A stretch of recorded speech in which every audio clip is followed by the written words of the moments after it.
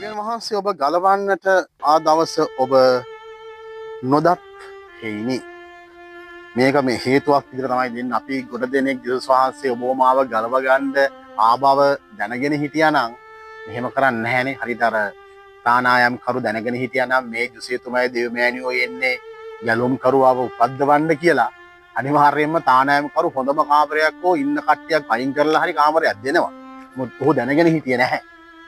ඒ නිසා තමයි අන්තිමට ගවලණයට යන්න සිද්ධ වුනේ.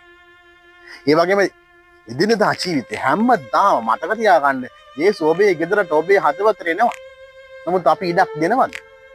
අපි ඉඩ දෙන්නේ නැතුව අපි ඉඩ කඩ ඇහැරලා එහෙම නැත්නම් වහගෙන අපි වෙන වෙන තැන්වල යේසුස් හොයනවාද? ආයෙ කියන්න එපා දවස් අවසානයේදී යේසුනේ ඇයි ඔබ වහන්සේ මං ගාවට ආවේ නැත්තේ කියලා. ප්‍රශ්නේ අහන්න ඕනේ ඔබ වහන්සේ ආවත් ඇයි මම දැක්කේ නැත්තේ? ඇයි මගේ ඇස් අන්ධ උනේ? ඇයි මං ඇස් වහගෙන හිටියේ?